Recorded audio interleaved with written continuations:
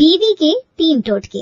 पुरानी सड़क पर रहने वाली राधिका को बचपन से ही शादी करने का बड़ा शौक था, जिसकी वजह से कॉलेज खत्म करते ही उसने शादी के लिए दबाव बनाना शुरू कर दिया था।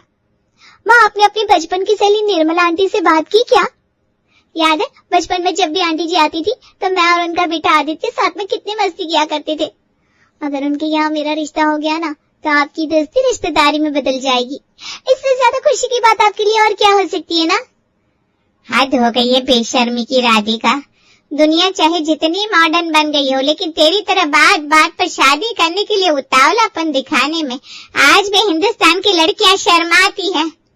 लेकिन राधिका अपनी शादी के लिए इतनी उतावली थी कि वो खुद ही इंटरनेट पर और सोशल मीडिया के माध्यम से अपने लिए एक अच्छा लड़का तलाश करने लगती है। मम्मी, आपको पता है आज मैं एक जरूरी काम से मार्केट गई थी। वहाँ पर मैंने दुकानों पर इतने सुंदर सुंदर कपड़े लटकते हुए देखा कि मेरा भी ना उन पर दिल आ गया। अब चलो ना वो साड़ियाँ मुझे दिलवा दो। अरे दिमाग खराब है क्या तेरा? तेरे बाप की अकेली सैलरी में 4 लोगों का खर्च सही से नहीं चल पाता। और वैसे भी बेटा अभी तेरी शादी नहीं हुई है जो तू साड़ियों की खरीदारी करेगी। ये कौन सी बात होती है भला? अपनी पसंद के कपड़े पहनने के लिए मुझे शादी करनी पड़ेगी? अगर ऐसी बात है ना तो ठीक है, तुम ऐसा करो, मेरे लिए भी कोई ढंग का लड़का देखकर मेरी शादी कर दो। कम से कम अच्छे कपड़े, महंगे जूते, देश विदेश की यात्रा करने का मौका तो मिलेगा। मुझे तो ऐसा लगता है कि मुझे अपने सारे सपने पूरे करने के लिए सिर्फ शादी करने की जरूरत है। बेटा तुझे बड़ी उम्मीद से पढ़ाया लिखाया, कभी सपने में भी नहीं सोचा था कि मेरी पढ़ी लिखी लड़की ऐसी गवारों जैसी बात करेगी। अरे शादी क्या महंगे कपड़े, गहने और जूते पहनने के लिए की जाती है? शादी को तमाशा बना के रखा है तुम्हारे जैसे आजकल के बच्चों ने। शादी जिम्मेदारी का नाम है। जिस दिन तुम जिम्मेदारी संभालने लायक हो जाओगे तब शादी के बारे में बात करेंगे। माँ, क्यों तुम बिल्कुल मजदूर के साथ मेरी शादी करने वाली हो, जिसके साथ मिलकर मुझे फावड़ा चलाना पड़ेगा? अच्छी खासी शक्ल दिया मुझे भगवान ने, कोई भी पढ़ा लिखा अच्छी नौकरी करने वाला लड़का मुझे पसंद कर लेगा। तुम ज्यादा चिंता मत करो, बस मेरे लिए कोई अच्छा लड़का ढूंढना शुरू कर दो। राधिका किसी की एक बात सुनने के लिए तैयार नहीं थी।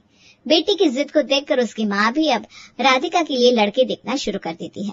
कई लड़के देखने के बाद अंत में 23 साल की राधिका की शादी आनंद नाम के एक लड़के के साथ फिक्स हो जाती है और कुछ ही समय में शादी करके राधिका पहुंच जाती है अपने ससुराल। मम्मी तो कभी 2000 से ऊपर के कपड़े खरीदने ही नहीं देती थी, लेकिन देखो वारे शादी की मोह माया, एक ही झटके में 40,000 का लहंगा दिलवा दिया मम्मी ने। सच्ची इतना महंगा लहंगा पहनकर सेलिब्रिटी की तरह फोटोशूट कराने में मजा ही आ गया। पता नहीं क्यों लड़कियां शादी के नाम से इतना घबराती है। मुझे तो शादी करके बहुत मजा आया भाई। शादी के अगले दिन राधिका अपने 40,000 के लहंगे को निहार रही थी, तभी उसका पति आनंद कमरे में आता है। राधिका चलो, माँ ने बुलवाया है, तुम्हारी पहली रसोई की रस्म करनी है। पहली रसोई से क्या मतलब है? तुम्हारे घर में इतने सालों से लोगों ने खाना नहीं खाया है क्या, जो मेरे आने के इंतजार में भूखे बैठे हुए थे? अरे जैसे इतने सालों से खाना बन रहा था आगे भी बनवा लो ना यार, क्यों मेरा मूड खराब कर रहे हो? राधिका ये कैसी बात कर रही हो तुम? अभी कल ही हमारी शादी हुई है और आज ही तुम ऐसी उलूल झुलूल बातें करने लगी। अरे भाई पहली रसोई एक रस्म होती है जिसको निभाना बहुत जरूरी होता है। चलो अब देर मत करो और फटाफट से तैयार होकर नीचे आ जाओ। मैं भी कहाँ बहस में पड़ गई। ये तो मैंने सोचा ही नहीं कि शादी के बाद जितनी भी रस्में होगी सबके लिए मुझे एक से बढ़कर एक ड्रेस पहनने का मौका मिलेगा। आज तो ऐसा करती हूँ अपनी भारी वाली सिल्क की साड़ी निकाल लेती हूँ। कुछ ही देर में राधिका अच्छे से रंगाई पुताई करने के बाद भारी वर्क की साड़ी पहन के अपना लाल रंग का शादी का चूड़ा दिखाते हुए नीचे हॉल में पहुंच जाती है। अरे बहू, इतना भारी भरकम मेकअप गहने ज्वेलरी पहन कर क्यों आ गई भाई? कहीं जाने के लिए नहीं बुलवाया है तुम्हें, रसोई में खाना बनाना है आज तुम्हें। पहली रसोई की रस्म है, हमारे यहाँ शादी के दूसरे दिन ही कराई जाती है। मम्मी जी कैसी बात करती हैं आप? अभी कल ही तो मेरी शादी हुई है, अब आज मैं कॉटन के खाकी सूट पहनना शुरू तो नहीं कर दूंगी ना। अब दुल्हन तो दुल्हन जैसे दिखनी चाहिए कि नहीं? चल तेरी मर्जी मेरी भला से, जो तेरे पास रंग रोगन बचा है ना वो भी एक दिन में पोत कर खत्म कर ले। चल अब बातों में समय खराब मत कर, रसोई में आ जा। आधे रिश्तेदार तेरे हाथ की पहली रसोई चखने के इंतजार में अभी तक लौटे भी नहीं है। राधिका की सास सरस्वती उसे रसोई में ले जाती है और वहां ले जाकर पकवानों की एक लिस्ट उसके हाथ में पकड़ा देती है। बेटा आज तो स्पेशल दिन है ना, इसलिए आज थोड़ा स्पेशल ही बनाना पड़ेगा और हाँ, आज के खाने में मैं तुम्हारी कुछ खास मदद भी नहीं कर पाऊंगी, क्योंकि हमारे यहाँ का ये नियम है, पहली रसोई तो बहू अपने हाथ से ही बनाएगी। मैं बस तेरी इतनी मदद कर सकती हूँ कि तेल मसालों के बारे में तुझे बता दूं। सास की बात सुनकर और हाथ में पकड़ी हुई लिस्ट को देखकर अब राधिका का सर घूमने लगा था, लेकिन फिर भी बची कुची हिम्मत को समेटकर खाना बनाना शुरू करती है। अभी राधिका को रसोई में आधा घंटा ही बीता था कि उसे ढेर सारी चूड़ियों और भारी साड़ी से उलझन महसूस होने लगी थी। क्या तमाशा है ये, मुझसे ये सब पहनकर काम नहीं हो पा रहा है। गर्मी की वजह से सारा मेकअप भी खराब होना शुरू हो गया। क्या सोचा था, क्या हो गया। किसी तरह परेशान होकर राधिका भारी कपड़े में ज्वेलरी के साथ खाना बनाती है, और जब तक मेहमानों के सामने खाना परोसने का मौका आता है उसका हुलिया बदल चुका था। अरे राधिका बहू, क्या हो गया ये, क्या हुलिया बना लिया तुमने अपना। कमरे से तैयार होकर आई थी तब तो किसी राजकुमारी की तरह लग रही थी, और अब देखो काजल बह गया है, लिपस्टिक भी होठ के 2 किलोमीटर दूर तक फैल गई है, और ये बाल, अरे बुरा मत मानना बेटा, लेकिन आज तो जो हुआ सो हुआ। आगे से रसोई में जाने से पहले बालों का जूड़ा बनाकर काम करना, वरना अगर एक बाल भी खाने में आ गया ना तो सारी मेहनत पानी में चली जाएगी तुम्हारी। किसी तरह पहली रसोई की रस्म पूरी हो जाती है, लेकिन रस्म के पूरे होते होते राधिका थक कर चूर हो गई थी। ये क्या था भगवान, शादी के बाद पहले दिन कितना खतरनाक बीता है मेरा। अब तो बाकी की जिंदगी के बारे में सोच सोच कर चक्कर आने लगे मुझे। हजारों रुपए खर्च करके बालों का ट्रीटमेंट करवाया था मैंने। सोचा था अच्छी अच्छी ड्रेस के साथ तरह तरह के हेयर स्टाइल बनाऊंगी, लेकिन बुआ जी ने तो पहले दिन बालों का जूड़ा बनाने का फरमान सुना दिया। क्या बालों का जूड़ा बनाने के लिए हजारों रुपए खर्च करके अपने बाल सेट करवाए थे मैंने। पहली रसोई के बाद अगले 2-3 दिन बड़े सुकून से बीते, और उसके बाद राधिका और उसका पति आनंद हनीमून के लिए गोवा की तरफ निकल गए। गोवा पहुंचकर तो राधिका को ऐसा लग रहा था जैसे वो किसी खूबसूरत सपने में पहुंच गई है, लेकिन उस खूबसूरत सपने की उम्र बड़ी छोटी थी। 5 दिन का ट्रिप कब खत्म हुआ पता ही नहीं चला, और अब राधिका वापस अपने ससुराल पहुंच गई। राधिका बहू, अब तुम्हारी शादी को लगभग 15 दिन बीत गए हैं। धीरे धीरे घर का काम संभालना शुरू कर दो। इकलौती बहू हो तुम हमारे घर की, सब तुम्हें ही तो संभालना है, इसीलिए जितनी जल्दी अपनी जिम्मेदारियों को अपने हाथ में ले लोगी उतना ही अच्छा होगा। इस घर की जिम्मेदारियों ने हमें पिछले 30 सालों से चैन से सोने नहीं दिया। अब हम सब तुम्हें सौंप कर चैन की बंसी बजाएंगे भाई। कहा राधिका ने टीवी की हीरोइन की तरह सज संवर कर महंगे कपड़े और गहने पहनकर पति के साथ गाड़ियों में घूमने के सपने देखे थे, लेकिन अब जिंदगी की सच्चाई उसे डरावनी हकीकत से रूबरू करा रही थी। आनंद देखो, मुझसे ना ये घर के काम, खाना पीना, झाड़ू पोछा नहीं होता। एक नौकरानी रख लो ना। और वैसे भी मुझे क्या तुम इस घर में नौकरानी बनाने के लिए शादी करके लाए थे। देखो राधिका, मम्मी को नौकरों के हाथ का काम बिल्कुल पसंद नहीं है। मम्मी को कई तरह की दिक्कत है, उसके बाद भी 30 सालों से मम्मी इस घर को खुद संभाल रही है। अब जब मम्मी इस उम्र में सब कर सकती है तो तुम तो अभी सिर्फ 23 साल की हो, जरूरत क्या है घर में नौकर की। अरे तुम्हारी मम्मी को शौक होगा झाड़ू पोछा बर्तन घिसने का, मुझे नहीं है। कोई जबरदस्ती है क्या? मैं पहले ही बता रही हूँ, मैंने शादी बर्तन घिसने के लिए नहीं की है। पत्नी की जिद देखकर आनंद उसके लिए झाड़ू पोछा बर्तन करने वाली नौकरानी का इंतजाम कर देता है, लेकिन राधिका तो वही राधिका थी, उसका सिर्फ इतने में काम कहाँ चलने वाला था। कुछ दिन बाद, बस बहुत हो गया, अब मुझसे इतनी गर्मी में रसोई में खड़े होकर खाना नहीं बनेगा। नहीं बनेगा मतलब नहीं बनेगा। तुम्हारे पूरे दिन के लंगर के चक्कर में ना मैं कोई ढंग का नेल पेंट भी लगा नहीं पाती हूँ, ना ही अपनी पसंद की चूड़ियां पहन पाती हूँ। अच्छे कपड़े पहनने का भी मन नहीं करता, क्योंकि रसोई में काम करो तो सब में दाग लग जाता है। आनंद, अब तुम्हें अच्छा खाना खाना है ना तो कल से एक कुक का इंतजाम कर लो, वरना भूखे रहना पड़ेगा सबको। अरे अजीब लड़की हो यार तुम, नौकरी तुम करती नहीं हो, पूरा दिन घर में रहती हो, घर के बाकी कामों के लिए नौकर लगा दिया, अब क्या खाना बनाने के लिए भी इस घर में नौकर आएगा। अच्छा ये बताओ, तुम पूरा दिन बैठकर करोगी क्या? माँ नौकरों के हाथ की रोटी कभी नहीं खाएगी। माँ का बहाना बनाकर आनंद राधिका से कुक रखने के लिए इनकार कर देता है, और इस तरह सारी पारी अब घूम फिर कर सास की तरफ आ गई थी। हर गुजरते दिन के साथ राधिका के मन में शादी को लेकर फ्रस्ट्रेशन बढ़ती जा रही थी, और अब उसके दिमाग में कहीं न कहीं ये बात फिट हो गई थी कि उसकी शादीशुदा जिंदगी में कलेश का सारा कारण उसकी सास है। अगर सास ना रहे तो वो आजादी से अपना जीवन जी सकती है। एक दिन राधिका तंत्र मंत्र जादू टोने के बारे में अपनी किसी सहेली से सुनती है। इसके बाद उसके मन में भी अपनी सास के ऊपर काला जादू करने की इच्छा पैदा हो जाती है। उस बाबा का पूरा एड्रेस मुझे व्हाट्सएप कर देना, मैं आज ही उनसे जाकर मिल लूंगी। मेरी जिंदगी में तो तू ये समझ ले आग लग गई है, अब तो बाबा ही मेरा कुछ भला कर सकता है। सहेली से एड्रेस लेने के बाद राधिका तैयार होकर निकलने लगती है कि तभी उसकी माँ का फोन आता है। अरे राधिका बेटा, कैसी है तू?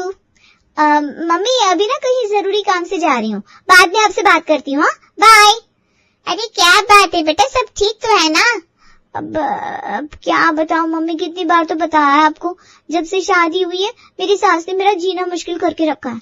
पूरा दिन बस घर के काम बताती रहती है। कभी कहती है कपड़े धो दो, कभी कहती है किचन साफ करो, कभी खाना बनाओ, कभी नाश्ता बनाओ, कभी मेहमानों की खातिरदारी करो। जिंदगी खराब हो गई है मेरी बुढ़िया के चक्कर में। अब तो जब तक मैं उसे ठिकाने नहीं लगा दूंगी ना, मुझे चैन नहीं मिलेगा। कैसी बातें कर रही है बेटा?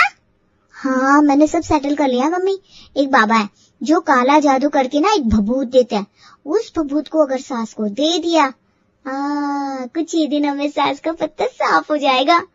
बेटी की बात सुनकर राधिका की माँ कुछ देर गहरी सोच में पड़ जाती है। उसके बाद राधिका से कहती है, बेटा अगर ऐसी बात है तो तूने मुझसे क्यों नहीं कहा? तुझे शायद पता नहीं, तेरे पापा से शादी से पहले मैंने भी काला जादू तंत्र मंत्र सीखा था, लेकिन बच्चों के जीवन पर उसका असर ना पड़े ना, इसलिए वो सब पीछे छोड़ दिया। लेकिन अगर वाकई में तू अपनी सास से इतनी परेशान है तो मेरे पास उसका उपाय है। तुझे किसी तांत्रिक के पास जाने की जरूरत नहीं है, तो बस चुपचाप घर चलिया। तेरी सास को रास्ते से हटाने का टोटका मैं तुझे बताऊंगी। माँ की बात सुनकर राधिका को बड़ी हैरानी होती है, लेकिन इस समय उसे अपनी सास को अपने रास्ते से हटाना था, इसलिए माँ के बारे में ज्यादा ना सोचते हुए वो फटाफट तैयार होकर माँ के घर की तरफ निकल जाती है। मायके पहुंचकर, मम्मी जल्दी बताओ ना क्या टोटका है, और मुझसे ना ज्यादा इंतजार नहीं हो रहा, बस मुझे सुकून की जिंदगी जीनी है। तंग आ गई हूँ नौकरों की तरफ पूरा दिन काम करते हुए। आपको तो पता है मुझे सजने संवरने घूमने फिरने का कितना शौक था, लेकिन मेरी सास की वजह से मेरा कोई शौक पूरा नहीं हो पा रहा है। ऊपर से मेरे हर काम में गलती निकालती है वो। कभी कहती है खाना अच्छा नहीं बना, कभी कहती है यहाँ क्यों घूमने जा रही हो, वहाँ क्यों जा रही हो, ये क्यों पहन रही हो। अरे हद है, हर बात में चिक चिक चिक चिक सुन के मेरा दिमाग गर्म हो गया है। अरे रे रे, मेरे फूसी बच्चे का हाल तो देखो क्या कर दिया है। तो चिंता मत कर बेटा, मैंने टोटका बनाकर तैयार रखा है, तू ये टोटका ले जा। बस कुछ बातों का ख्याल रखना। पहली बात ये कि ये टोटके वाली सब्जी सिर्फ और सिर्फ तेरी सास को खिलानी है। गलती से भी तू उसे मत खा लेना, वरना सब गुड़ गोबर हो जाएगा। और दूसरी इम्पोर्टेंट बात यह है कि सास के खाने में ये टोटका मिलाने के बाद तुझे उसकी किसी भी बात का जवाब नहीं देना। अगर तूने कुछ भी कहा तो टोटके का असर खत्म हो जाएगा। माँ की सारी बातों को ध्यान से सुनने और समझने के बाद राधिका टोटका लेकर अपने घर पहुंच जाती है। घर पहुंचकर, माँ जी आपके लिए चाय बना दूं क्या?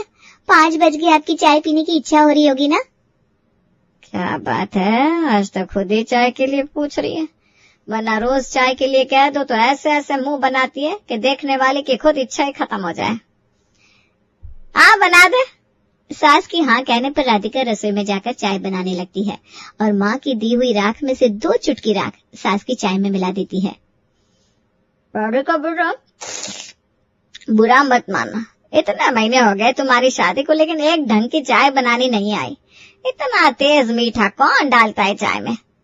सास की बात सुनकर राधिका को गुस्सा तो बहुत आ रहा था, लेकिन फिर माँ की कही हुई बातों को ध्यान में रखकर वो मुस्कुराते हुए रसोई में जाती है और सास के लिए 1 कप कम मीठी चाय बनाकर उनके सामने रख देती है।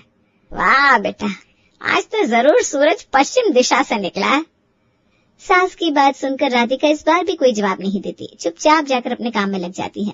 रात के खाने में एक बार फिर राधिका माँ का दिया टोटका मिलाती है और सास के सामने खाना लगा देती है। अरे बहू, अपनी माँ के यहाँ क्या बस मुंह चमकाना ही सिखाता? ये सब्जी खाकर देख, ऐसा लगता है कि नमक डाला ही नहीं है और मिर्च का पूरा डब्बा उड़ेल दिया है। सास की बात सुनकर राधिका को तो बहुत गुस्सा आ रहा था। हाय, आज भी वो गुस्से का घूंट पीकर रह जाती है। क्या करे, माँ ने जो कहा था। सास को अब बहू राधिका की हरकतें कुछ ज्यादा ही अजीब लगने लगी थी। राधिका के बने खाने में उसकी सास कितनी भी कमी निकालती, लेकिन राधिका पलटकर कोई जवाब नहीं देती। आखिरकार सास भी बोल बोल कर थक गई थी और उसने भी बहू के काम में गलतियां निकालना बंद कर दिया था। पूरे 2 महीने बीतने वाले थे। घर में होने वाली रोज रोज की चिक चिक खत्म हो गई थी। राधिका अब जो भी बनाती उसकी सास चुपचाप खा लेती। राधिका चुप रहती तो सास भी चुप होकर अपने काम में लगी रहती। 2 महीने बाद एक दिन राधिका की माँ अचानक उसके घर आ जाती है। बेटा कैसी है तू? मेरा टोटका काम तो कर रहा है ना? अगर काम नहीं कर रहा तो एक और टोटका है मेरे पास। अरे नहीं मम्मी, अब किसी और टोटके की जरूरत नहीं है। तुम्हारे टोटके ने तो बिल्कुल जादू ही कर दिया। मेरी सास ना बिल्कुल बदल गई है। पहले तो हर छोटी छोटी बात पर हमारे घर में सिर्फ कलेश मचा रहता था, लेकिन आजकल तो मम्मी जी बिल्कुल चुप रहती है।